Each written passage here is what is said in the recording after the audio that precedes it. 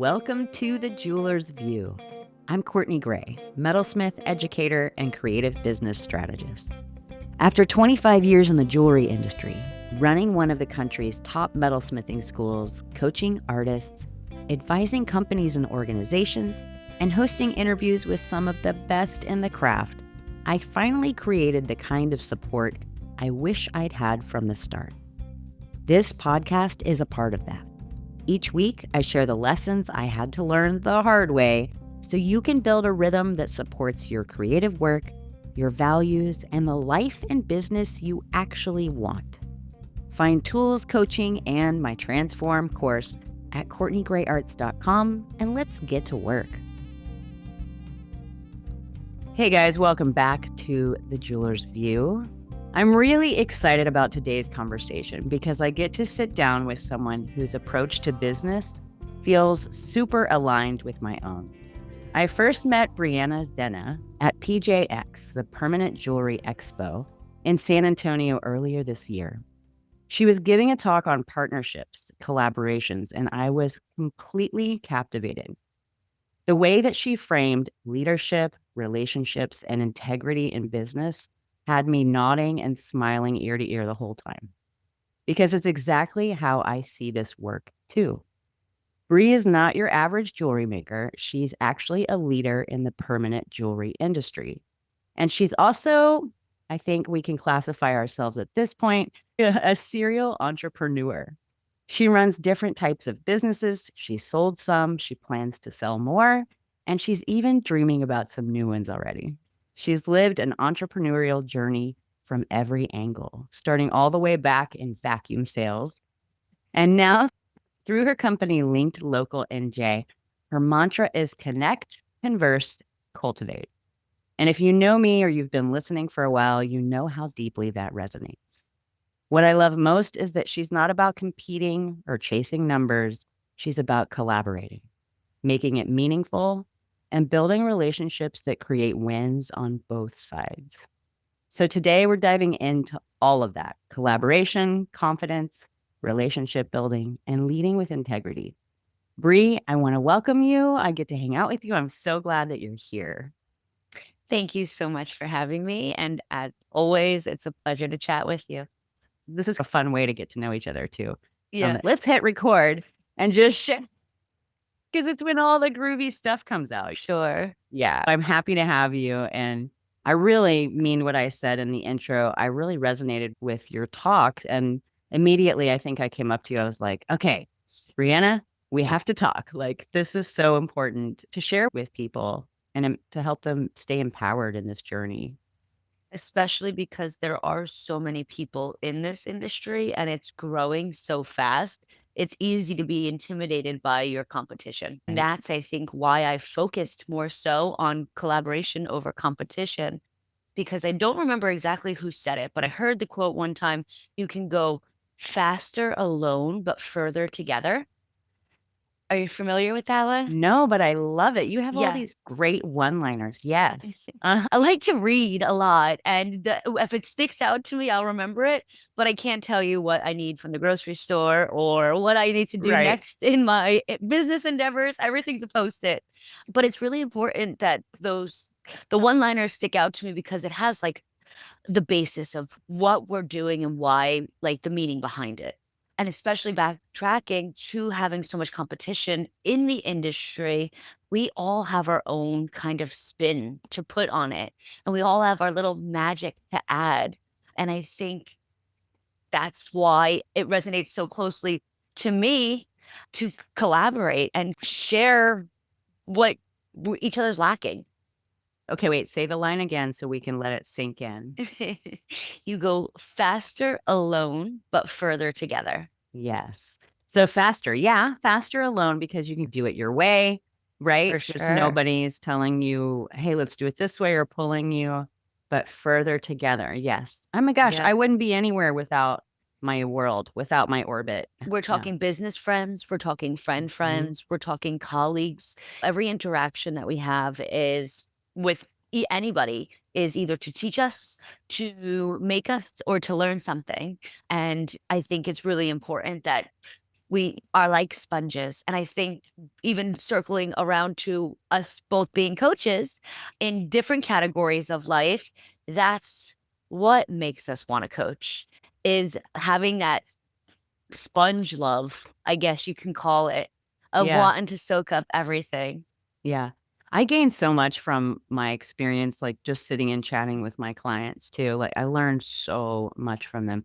So I try to look at it like everybody that you touch, everybody that you meet, there's a potential there, right, for some sort of collaboration. Some seeds will grow and some won't or won't align, but you don't know until you open the door and have these conversations, you know? Right. Back Yeah. to that, what's meant to be will be. Plant Yes. it and watch it grow. And sometimes I think about carrots, and I have a big garden, so I love my garden.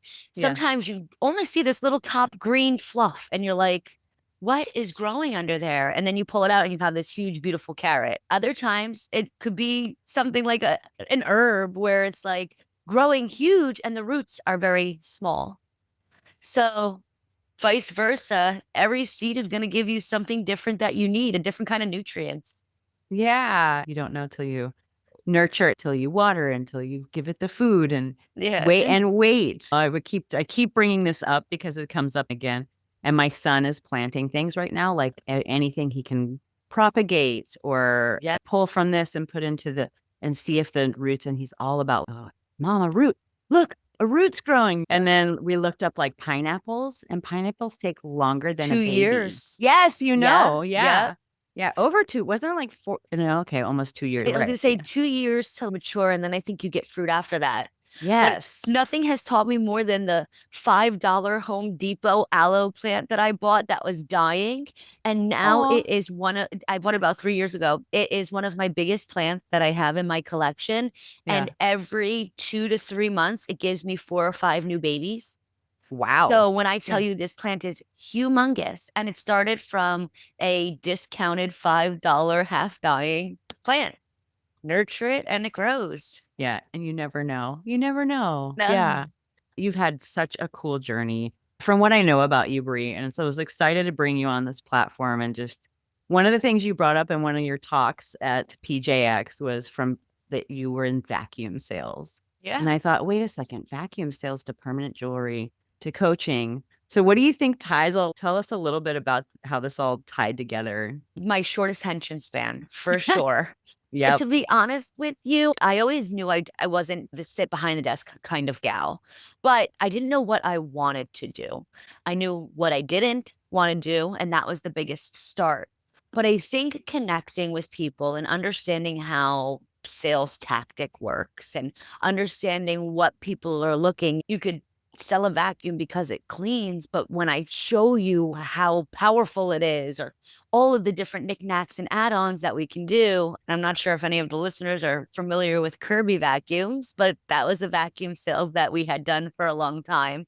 And even after that, I got into life insurance sales. I got into real estate. I got into cosmetology teaching. And I look back and I've worn a lot of hats, but it has grown me and made me a successful entrepreneur at 25, 26 years old. And now almost 30, I look back and I'm like, with all that experience, talking to people, getting comfortable being uncomfortable, not knowing what the heck I'm doing. And for a while, my mantra was fake it till you make it. And as I started to continue to do what I could to be successful, it was face it till you make it, because we Yeah. weren't faking it. We were doing it. We were committing ourselves to the uncomfortable. It's been quite the journey when I think about all of the different acts that I had, because I never went to college. So Uh-huh. trade school was my only thing. I'm lucky I passed high school because I just stopped showing up. I'd rather have been working and going out with friends than sitting again behind a desk. Mhm. I can totally relate to that. That's probably what breeds the serial entrepreneur. Right there, it happens in high school. The ones who can't sit still Right. or are just bored and, like, dreaming of the next thing already. Yeah, But senior year when you're like, all yeah, right, we learned all of this. Now we're going to sit in class and watch movies. That's wasting right. time. Let's get out and Exactly. do something. Let's learn. And we wanted to make income. Like we saw, I don't know, adults doing it's where it's modeled for you. Especially Yeah. starting my beauty school journey junior year of high school. By senior year, we had our permits and we were ready to assist behind the chair. It was like, That's cool. why are we sitting in class? I'm not Why going to am I show up doing today. geography? Like for us, it was Texas history, which the book was like this gigantic. And I'm like, really? I'm not going to remember any of this stuff. Yeah. And it's going to I know. change in 10 years anyway. My son was the same way. And my oldest son, and I have to say, I was the same. I skipped a year in high school, skipped my senior year. I don't even know which reunion to go to. I don't think they know which one to invite me to. But I was just antsy. I was like, wait a second. And the principal's, look at your credits. You have enough credits. You need one more. Perfect. Graduate. And I was like, get me out of here. I just did not want to wait to go into the workforce, you know? No, I used to go to beauty school before lunch. And then by lunch, you would get bussed over to regular school. And by the time that we got on the bus, I would tell the bus driver, drop me off 2 blocks before school, and I would walk home. So I wouldn't go to regular school. I would just finish my beauty school. And somehow we still graduated. I don't know. I got my diploma. Yeah, I have to tell the truth. I was pretty much, they were ready to kick me out of there because I just didn't go. I just didn't want to go anymore. It didn't serve me. And I got in a lot of trouble. I was a little bit of a wild child. And they were like, you know what? I mean, that's how we looked at those credits, was like, let's take a look with this kid. Oh my God, that is so funny. I'm literally talking to myself in the mirror right now. Yeah. Because the beginning of senior year, they sat me down and they were like, listen, there's an alternative program. Would you like to go to this alternative program? And I was like, maybe. And it was like labeled as the delinquent school where the bad kids went. Yeah. And it was just because I didn't like to show up. And I definitely was like, I don't want to go to school and learn nothing. Oh, exactly. I want to go make money. I want to go have a job. I want to go and have my freedom of time. Yeah. Watching my kids like at this age in that place is so interesting. It's just really fascinating to see how they're choosing. And honestly, am I one to say you have to go to school? No, I'm like, yes, graduate. Yes. Of course. When I graduate, but do you have to go to college? We're not that kind of parents. We say some of the most successful people that I know didn't. They went to the school of hard knocks and started their businesses young, like you. And so I think it just varies. Probably depends on the person. And you're allowed to take your time. My husband, he didn't go back to school until 3 years ago at 34 years old. Cool. So he just finished his master's degree 2 weeks ago. It's been very inspiring to watch him figure out what he wanted to do, go back, commit, and fully do it, but also being invested body, mind, and soul. It wasn't something that he was wasting his parents' money or wasting his own time. I totally appreciate the way that you are going about it with your kids, because I think giving them that freedom to figure it out themselves, you're going to probably raise an entrepreneur. I think we already have. Like, honestly, the house is full of businesses. Like my youngest has a screen printing business already. And he's 15. He just turned 15. And so I'm like, oh, wait, now I'm helping with that business, of course, because I can't. Of course. Somebody's got. You're going to be the momager. I'm the momager. It's official. I'm the momager. And then my other son, get this, opened a business called Little Stinkers. Oh. And they're doing junk removal. So I was like, whoa, honey. He bought like a big box truck from an auction. He's 19 years old and is with him and his buff buddies from high school. They're driving around and picking up people's junk and they're getting paid well. And what a smart move, because of the stipulations with big box trucks and CDL trucks like that. They're completely write-offable now. So great to know during tax season.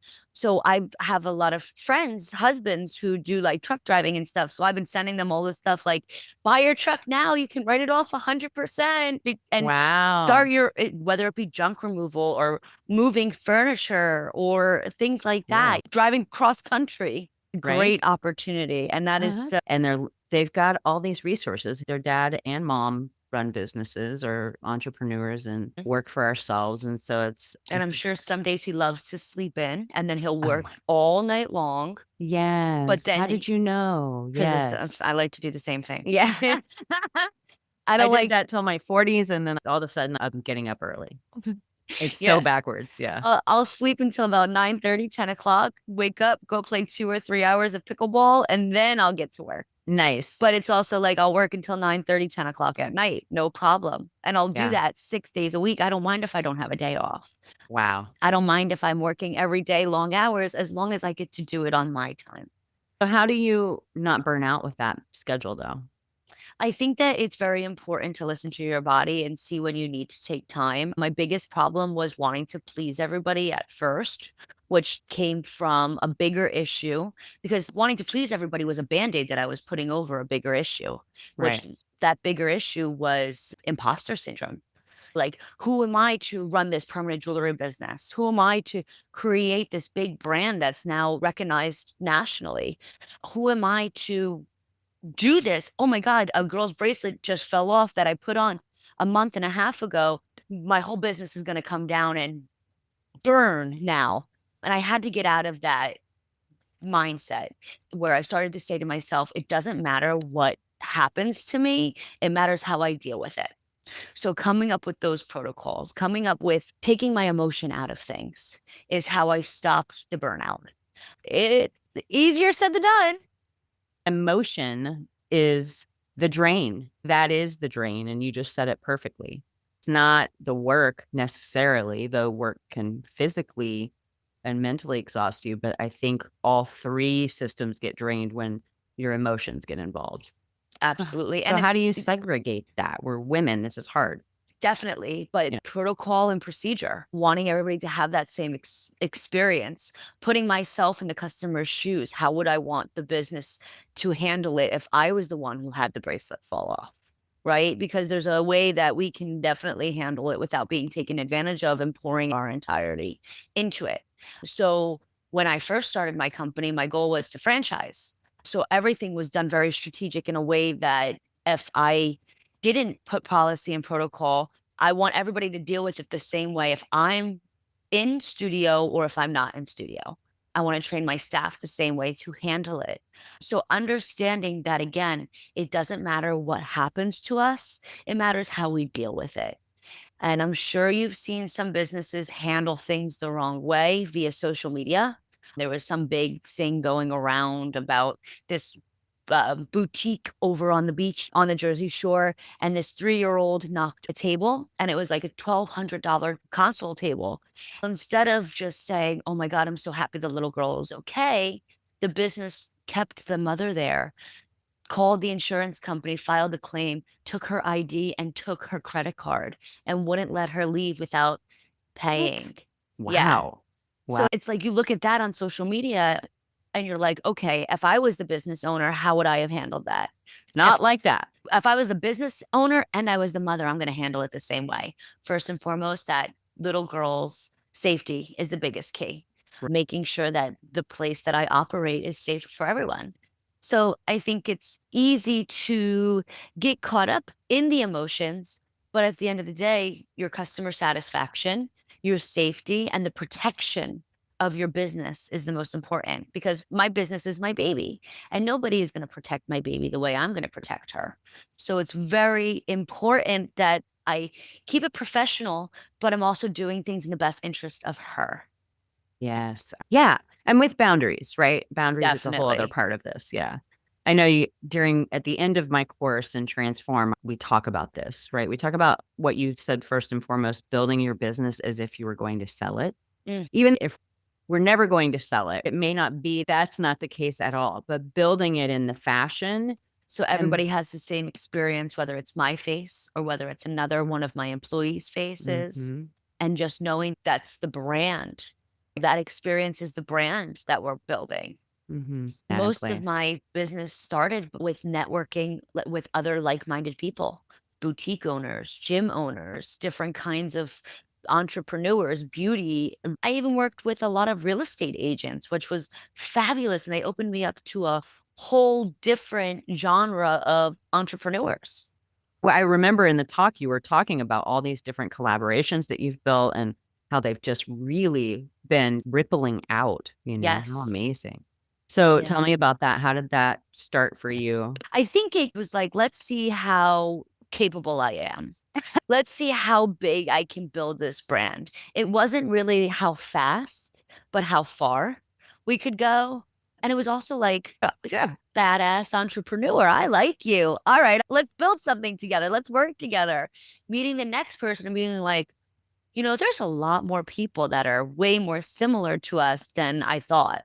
A lot more people that have the same mind, that are facing the same traumas as me, as far as wanting to be that perfect entrepreneur, facing the burnout, facing the energy crisis of wanting to deliver a great experience, making sure that we're having reputable products delivered, and being proud of the brand and the name that we've created. Yeah. And when you find someone that aligns with those values, is also rocking it, right? It's, yeah, let's go. How can we play? Yeah, I'm going to cheer for you. You're going to cheer for me. And then we're going to go to the bar and grab some martinis. Yeah. Then we're going to actually take some time off. So I think you would agree. I know that you agree with this, that partnerships should usually begin with the other person, right? And how they can benefit from a collaboration. Right. Can you help me expand on that a little bit? I'm going to put it in the perspective of, if there's ever in the perspective of other permanent jewelry artists. I started my business off as private parties and pop-up parties. We didn't have a brick and mortar. We didn't have a storefront, but I knew I had an awesome community that was following me. A community full of entrepreneurs, a community full of young females predominantly that loved my product and my brand. And I knew that with that community, I could invite other people in and create this great atmosphere. Right. So I didn't have much to offer, but I knew I had this really cool foundation of community. So when I was reaching out to people to collaborate, it wasn't, hey, can I use your space and you can do this for me? It was, what can we do for each other? Yes, benefiting from using your space and hosting my pop-up and having my little carry cart with all my jewelry and welder and display was major. But the community that I was building by bringing people into their business, because we grew on social media very fast when we first started, because we were doing pop-ups. So I would go into these random businesses, from, again, smoothie shops to boutiques to gyms to you name it. I've even been in a dentist office, because of the community that we had building that would follow us. It would invite all these other businesses in. And then it became like, there's several different groups that we're a part of. But one of the most major ones is the single female entrepreneurs that we all do vendor shops together. If there's a vendor party down in Ocean County, we're all contacting one another. Hey, did you get in with this person? Just to let you know, they have this vendor event. So it was creating the community with the customers, as well as creating the community with other entrepreneurs. So when we all showed up, we were like a force to be reckoned with. And it benefits everybody. Yes. Totally. And keeping that even keel, because of course, in the back of our mind, it's like, all right, we're here to make money, but also we're here to make those relationships, and we're here to make those partnerships. Because if I'm just taking from you, it's going to get exhausting. You want your cup filled a little bit, and building that community fills that cup, while also bringing other people in benefits you by growing. The win-win. We love that. Yeah, we love that. And there's creativity to this. How can we get creative? How can we collaborate in a way that's unique and that lights people up, that people are going to resonate with? A dentist office, like, wait a second. Well, I guess they're already in the chair. You could go ahead and permanent jewelry. And I was introduced to that through a Medi Spa. So it's one thing adds up to another. The biggest, it wasn't a contract, but one of the biggest contracts that we got was in with a gym that's really popular around New Jersey. They're called Alpha Fitness. And these ladies were so driven and so inviting and so friendly. There's one woman, her name is Colleen, and she has been supporting my business since the start. When I tell you, she's got bracelets, she's got necklaces, she's got anklets, and she is now like an acting manager for one of the Alpha Fits. And she has introduced me to 4 out of the 10 or 15 throughout the state. Even further, it's just like making those communities. I've been to her private parties. I've been to celebrate Valentine's Day with her and her friends. Oh, fun. Just, as well as she invites me into the business practice that she's working at. It's just been exceptional. I love it. So I want to make sure we're relating this to, or that you guys out there listening are thinking and getting creative with this, because Bree's brilliant when you have found ways to collaborate with your community. And I think Yeah. that's huge, because at the end of the day, how many art shows do we want to do and show up for that where it's hit or miss? We don't Right. know. And this is different. I think what you do is experiential. People get to come and they get to be a part of something, right? With the permanent jewelry, they Yeah. get to walk away immediately with something that's unique and do it with Memorable. friends and memorable. But how can we recreate this for makers who may not have the ability to do the art shows or have an online platform yet? I think one of the things I encourage a lot of my clients to do is go find people to collaborate with. For every 10 no's that you get, you'll only get one yes. And it's Ooh, very important to remember that. So the way that I train all of the girls when I introduce them to permanent jewelry is you're really not going, again, not going to know what you want to do until it's right in front of you. So try it all and do it all. It's easier said than done. Don't be scared to do it. But I'd rather know that I don't like something than wonder what if. I agree. Yeah, because you never know. Like you can't get the yes till you get the no. Oh, No, that rhymes. Or you no till can't you get know. no, you Yeah, never know till you I love that. try it all. Yeah, Come out of your comfort zone because, like I said, I didn't think that a gym would be popular for permanent jewelry, right. let alone lead me into all of these other directions of getting noticed. You don't really realize how many people are following or watching you until you do it. Also, with your piece of jewelry, yes, your jewelry is something that you're going to take away and remember, right? But the biggest thing that they're gonna take away is the way that you made them feel. Right. So I always make sure that when I'm training a new person involved in permanent jewelry, one of my students, to let them know your piece of jewelry is as memorable as the feeling that you get when you leave somebody. You know, if we want to relate it back to the grocery store, how does your cashier, if your cashier is flustered and making you rush, you're flustered and rushing.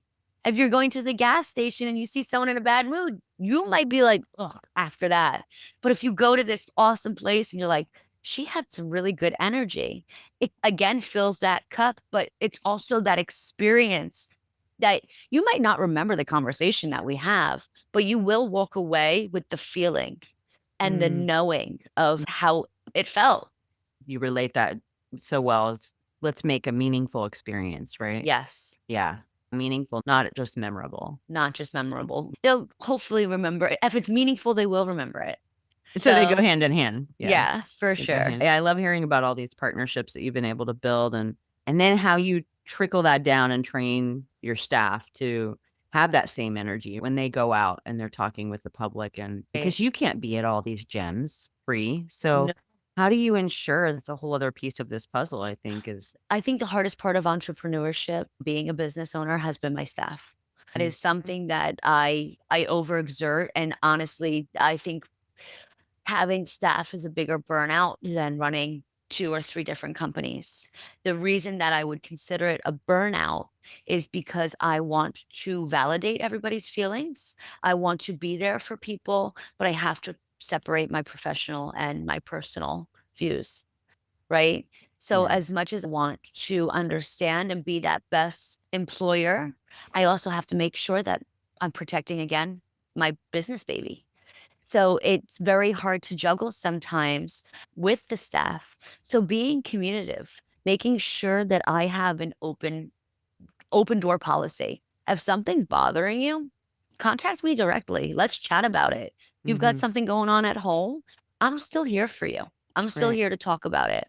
But the biggest thing that I've relayed is I am here to protect you as far as being respected by our customers. Mm. Because in New Jersey, there's a stipulation that if you're not comfortable servicing somebody, you don't need to. There's no Mm, other excuse that you need to do other than I'm not comfortable with this.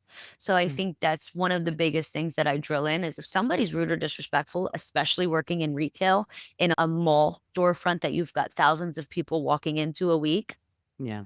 yes, you deal with it accordingly, but you maintain your professionalism, Right. right? And the same aspect of that, knowing that I'm not here to bust my customers' chops. I'm here to kiss my customers' butts. I'm here to please. I'm in the business of satisfaction of making my customers happy, because the best experience that they have, they're going to go ahead and share with other people. Right. So focusing and aligning my beliefs with my staff's beliefs of customer satisfaction is first and foremost, making sure our customers respect us first and foremost, but also maintaining professionalism at the end of the day. Yeah. So having those different morals. And it's been funny because most of the ladies that I was working with were about the same age as me.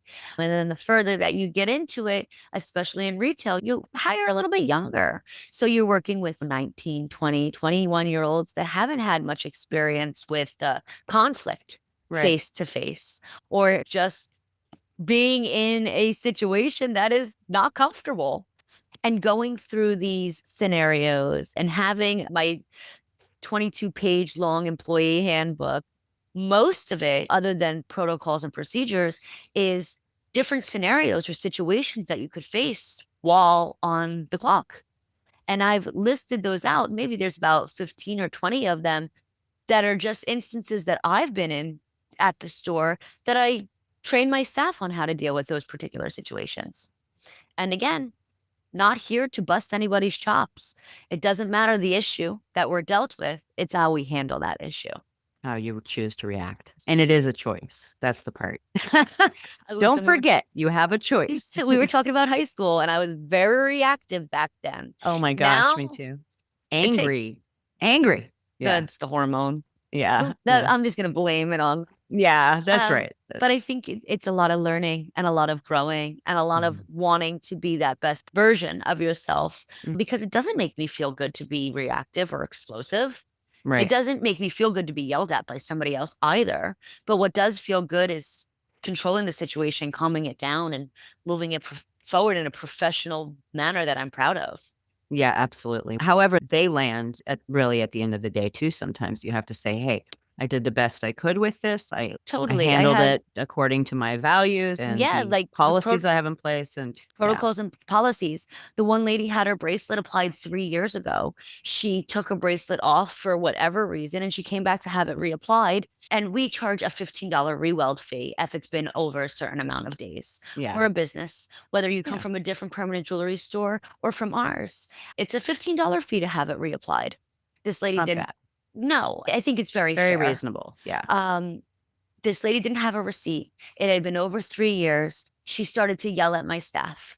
Well, I wasn't in the store, but the staff are directed that it is out of their authority. Here's my manager's number. So I jump on the phone with the lady, and I can hear the lady getting aggressive. And it's funny. Some people will understand it, some people won't. She was like, I'm from North Jersey. You don't know what you're talking about. And the ladies up north, no hate, but we're just loud, outspoken women. Feisty. I love it. Oh, a little bit. Love me some East Coast. And I totally got where she was coming from. I gave her the opportunity to even re-weld. She had a few bracelets, to re-weld all of her bracelets for one fee. Right? So she wasn't paying $15 each bracelet. She was paying the $15 for 4 different bracelets. She still wasn't happy with that. So I just turned around and said, I don't think that there's many things I can do for you that are going to make you happy. However, my shift starts in 2 hours. If you want to come in when my shift starts, I'd be happy to take care of you. So she goes, you know what? I'm just going to wait. I'm going to go to lunch, and I'll think about it, and I'll call you back. So after she left, one of my employees called me and said, Brianna, I'm so sorry. I'm not comfortable taking this customer. I said, your feelings are valid. I'm never going to tell you to do something that's outside of your comfort zone, especially as a 19-year-old girl. Right. She said, and I don't want to complain, but she cursed at me. I said, oh, okay. That's all I had to hear. Because once we get to throwing around F-bombs, whether it was at the customer then said it was directed at the person that she was with, not at the customer.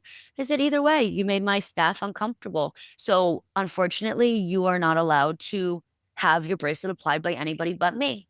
However, I'll be on my way right now, and I'll come into my shift early. Wow. So it's a way of asserting that boundary, protecting my staff, knowing that I'm in their corner, but also not getting walked all over by somebody who is not honoring my policy. If you you don't have to take the shit at the end of the day. If you're walking into a Foot Locker and you buy a pair of sneakers and you wear those sneakers for 2 weeks and then try to return them, they're not going to take it back. Yeah. We have, and that's how I started to think about it. What would Walmart do? And it's you're thinking about Walmart, all these crazy different thoughts. They're a Right. multi-billion-dollar company. They are a corporate company. I want to run and align my values the same way somebody like that does, that protects their business and continue to Mm-hmm. grow it. Mm-hmm. And we should be no different. Just because I'm an individual single person who runs the show and does all of these different traits, Right. that doesn't mean anything, Yeah. especially when we are in a market to make money and Yeah. to have a business that we want to protect and grow and keep furthering. Yeah. Yeah, you're making me think of the times when in my business where I had to protect the girls, so to speak. And mostly everybody was lovely. Like we had 6,000 students coming through a year. Everybody was very Amazing. community driven and the heart was there and everybody wanted to be there and had a good experience and treated each other well. There were things, yes, that you have to deal with as a business owner when you have a Part of the team to fun. protect, part of the fun. And I remember one of my assistants, my main assistant at the time, calling me. I was sleeping in, Bree. I was totally doing what you were talking about. Yes, I was sleeping in. I was so tired. Probably been up creating and doing stuff the night before and Yeah. parenting and all the things. It was like 10 o'clock. And she goes, Courtney, you have got to come in and deal with this person. I Oh no. cannot deal with this. And we won't name him, of course, but Well, I'm Billy Bob Joe. Billy Bob Joe. That's it. Billy Bob Joe. Billy Bob Joe. We are in Texas. We could probably do that. Billy Bob was upset about the price of something that we had quoted him. It was all correct. We were doing casting for some of the students, and he was appalled at this pricing and was yelling at her. And I came in, I asked her for the full story, and I just got on the phone with him. I don't even remember what I said to him, but it was very professional, right? The whole way through. And at the end of it, he honestly just felt bad. Like he ended up just feeling very remorseful. He's, I can't come in and take classes now. My life is over kind of situation. I said, hey, Billy Bob, it's not the end of the world. I can't say that name with a straight face. It's not, I have a bug flying around in here, Bree. Can you see it? Yeah. I thought it was my attention span. No, it's like a big, weird bug, and I don't know how it got in. Okay, That's all we'll right. Let try him to live. edit him out. He's part of the show. People are Perfect. no. Guest star. But yes, it's absolutely the professional tone with a lot of love and patience until there's a boundary crossed that's there has to be limits like that. Right. But I think at the end of it, he was like, what do I do? I want to still take classes. He just felt bad. We're human. I said, We messed hey, up. It's okay. Billy Bob, it's cool, man. Just do you want to apologize to her? That's a good start. And he goes, yeah. Can you put her on the phone? So I handed her the phone and he apologized and she was just floored. Wow. And then he brought roses and it was fine.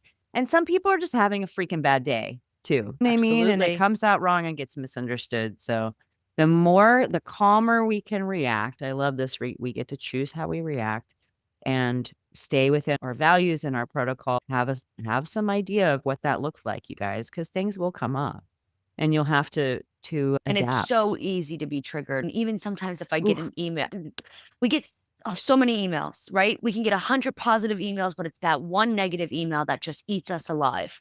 Right. You don't have to answer right away.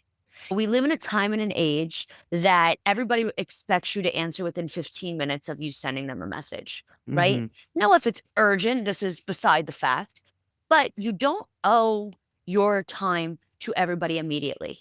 You are allowed to step back and collect yourself. There's Yes. times where you disconnect from your phone. So there's times that you can say, let me give myself 30 minutes. Let me go for a walk to calm myself. Let me take a shower, think about this, and then answer.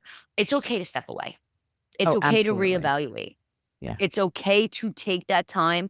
And what I'm still trying to learn, patience. I sing this beautiful song to myself when I play pickleball all the time, and it's patience, patience, patience. And it's so funny because, and we're talking about sports, it also relates to Yeah. business. Not every action deserves a reaction, and not everything deserves an immediate response. Yes. In fact, you'll be way more level, thoughtful, conscious in your answer if you sleep on it. And that's what they say, right? Just sleep on it. Let me sleep on it. Yes. Take If the it's out of time. business hours, I'm waiting. If it's Oh, and if after it's not, 6 p.m., yeah, there's no such thing as a permanent jewelry emergency, or not typically, or in any business, unless you're a surgeon, I think. No emergency here. And so taking the time, don't avoid it, don't neglect absolutely. it, don't ignore it. but take the time to pause and reset. And It's I think, amazing how much 24 hours like things can change, oh my right? God, you're not, give me 2 hours and an ice cream Yeah. cone and my whole And, mood changes. and an ice cream cone.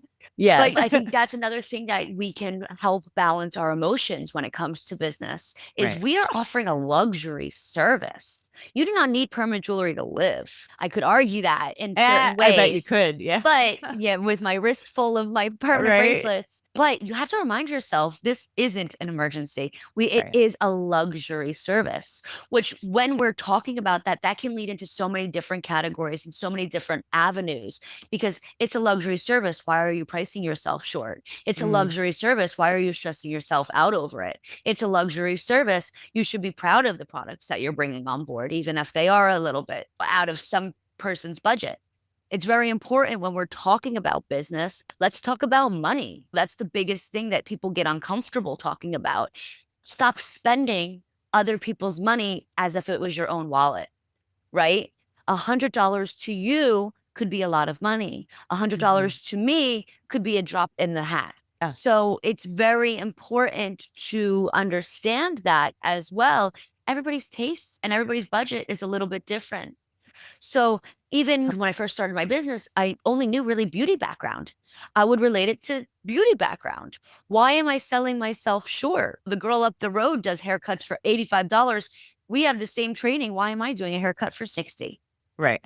Vice versa. If I have permanent jewelry and I'm considered the cheap girl in town, people are going to me just because my prices are lower. I might want to reevaluate that because of the clientele that I'm pulling in. Yeah. I might want a clientele that further aligns with me that are buying the more expensive jewelry because they know I'm a reputable artist who only has the best of the best. Right. So it can lead into a lot of different avenues. Yeah. This sets the tone for what I want to talk to Bree about next and dig into. This is a huge part of my course too, is aligning with the right customers, right? And the biggest thing with that is not thinking that you're your own customer. So Michael Boyd said this when he said, I can't afford my own work.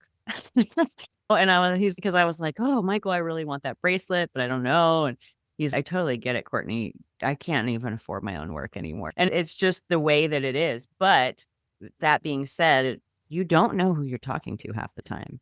Been such a great conversation, Bree. Of course, we had no idea we'd go back to high school together. And I bet we would have hung out. We would have been like skipping school and doing the things. And they would have had us in the office together being like, all right, ladies, time for you to fly, right? Like we've done what we can with you. And then we'd be like, listen, let's talk about this and work out a plan. Have us come 2 days a week and we'll call I know it we can collaborate somehow here. There's a partnership just waiting to be built. Yeah, exactly. I love it. I knew when I heard your talk at PJX, I was like, okay, one of my new best people in the world is right here in front of me. I'm so glad I took the trip to go check it out and that I happened to be in the room when you were talking. Because I could tell, I was like, oh my gosh, we share some very similar values. Definitely. And this today just confirms it. So I want you back next week. We're going to talk more. But before we wrap today, let's send people off with a small challenge. How about that? Like, Awesome. one thing they can do to shift their confidence or to step towards collaboration. Because to some people, I think this doesn't quite click until you start seeing results. Right. Yes. So what do you wish every maker would do sooner? I wish they would be comfortable getting uncomfortable, doing one thing that you're like, what the hell? That's never going to work. It's like going to the store and seeing that ugly dress, and you're like, oh, I would never wear it. And then you go ahead and put it on and you're like, this is amazing. Right. I want you to do something that is completely backwards of how you regularly think. Okay. There you go. That's your challenge for the week. And think of it like, yeah, keep it simple, but shake things up. If things aren't working for you, Start a conversation with a random person at the coffee store. Yeah. Ask the receptionist at your local beauty store what they're doing this weekend and seeing if you can find a new event, vendor market, farmer's market, anything like that. Put yourself out there. Step into the discomfort. I love it. We can do this. We can do hard things, right? Yes, we can. And it's the way that we talk to ourselves. Yes, every day. What a training. For anyone listening who wants to connect with Bree, you can find her at linkedlocalnj.com. Of course, it'll be in the show notes for you too. Or you can email her directly. Is that okay to Oh, send them your way? absolutely. info@linkedlocalnj.com. Bree, what a rock star. Thanks for joining me. I can't wait to Always a see pleasure. where all of this takes you, because as we'll find out next week, this is only the beginning for This you. is only the beginning. Thank you so much, Courtney. You're awesome. Thanks for listening to The Jeweler's View. If today's episode gave you something to think about, consider sending it to a friend or share it on social and tag me at Courtney Gray Arts. You'll find tools, coaching, resources, and the Transform course at CourtneyGrayArts.com. And if no one's told you this lately, remember, you're not behind. You're becoming exactly the kind of maker your business needs. And that kind of depth, it takes time. I'll be back next week, same time, same tough love. Onward and upward.